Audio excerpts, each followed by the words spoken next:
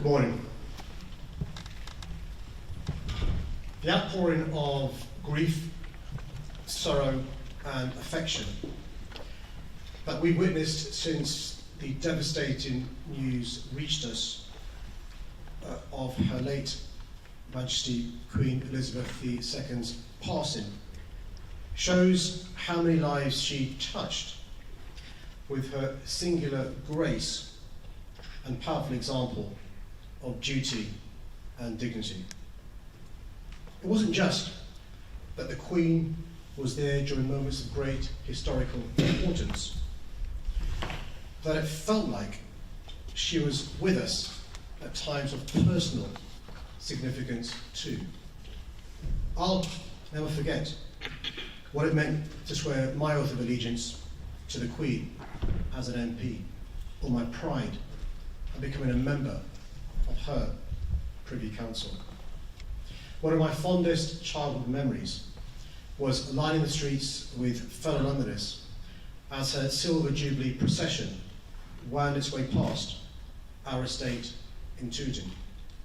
I was there with family, friends and neighbours, and there are pictures of us, me and my brothers and sister, waiting eagerly by the roadside, beaming from ear to ear, Union Jack flags in hand and paper crowns on our heads. I'll never forget the excitement of that day, nor will I forget the joyous atmosphere and the way those celebrations brought people together. For that's what our Queen had a unique and unrivaled capacity to do, to bring people together. Even in an age that all too often feels overshadowed by polarization, by extremes, by rupture and rancor, she found a way to transcend it all. But she didn't just rise above it. Throughout her life, she was a shining force that bound us all together. As the winds of change swirled around her, decade after decade, she offered continuity and a calm, understated leadership that demonstrated there need not be any conflict between the past and present, between tradition and modernity, between the old ways of doing things and the bright new future that was coming into view. She resolved tensions that our society had often struggled to, and she did so with subtlety and style. Yes, there was still the pomp and pageantry, but it was combined with parachute jumps and Paddington Bear. That good humour, that authentic humility, and that human touch is what endeared her to us all. That's what made her not just a modern monarch, but a great unifier, someone who united rather than divided, someone who reminded us that we're far more in common than that which separates us. Let me end by saying this. The Queen leaves such an extraordinary legacy that will endure in our hearts and in communities for generations to come.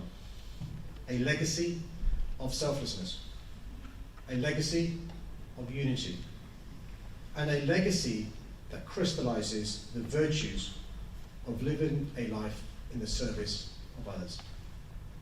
Inspired by the Queen's public service and her sense of duty, it's in her image that I believe we must now go forward together. But as a new era begins, we must be mindful this is also a profound moment of sadness for our new King. And I know that all of London will join me in extending our condolences to His Majesty the King and to the whole of the royal family, especially the Queen's children and grandchildren.